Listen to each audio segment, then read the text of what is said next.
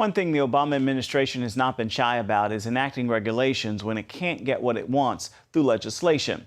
One of the latest examples involves the EPA going around Congress with what many lawmakers complain is a war on coal, and a war that could very well kill jobs and make your energy bills a lot higher.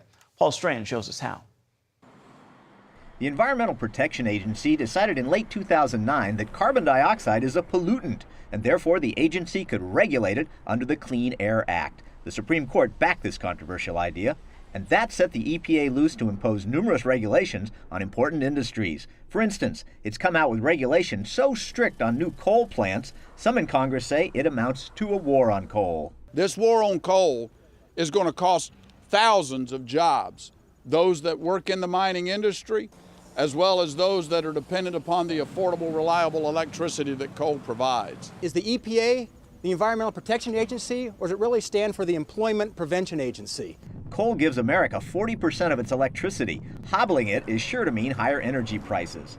It is fundamentally immoral for the federal government to put hard-working, middle-class American families into economic distress. And that is exactly what this war on coal does. Let's talk about our senior citizens on fixed incomes. If these regulations go forth, it is going to be impossible for them to cool their homes in the summer and heat them in the winter. So if you want to take low-income working moms and dads, single parents, and make their lives more miserable, more difficult, make their paychecks go less far, these are the regulations that will do it. But the EPA and its allies warn unfettered global warming will destroy crops, unleash numerous superstorms even worse than Sandy, and be much more devastating to the economy.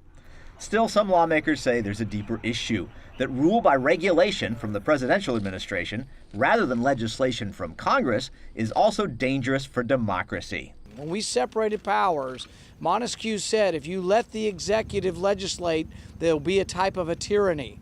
This is a type of a tyranny. We will fight it, not just because it's bad for jobs and bad for coal, but because it goes against everything we stand for.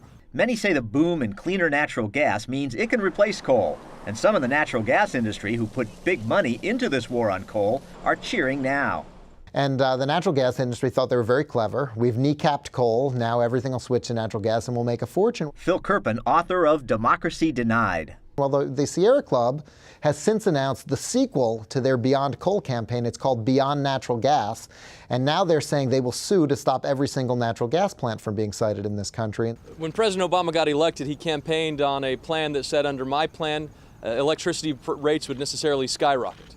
His former Secretary of Energy said he'd like to see European-style gasoline prices.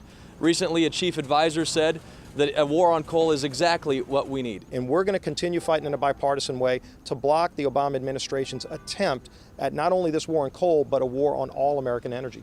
A major reason Congress hasn't fought much against global warming is there's no consensus in Congress on how much man can really fight the threat or even how real it is.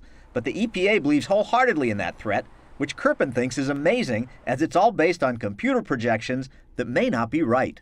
And the idea that we're going to make people suffer, make them pay higher energy bills every single month because of a computer model that could be totally wrong, claims there's a benefit 300 years from now. It's a crazy way to do business, and these models get changed all the time. The next version of them could say something totally different. Paul Strand, CBN News, Washington.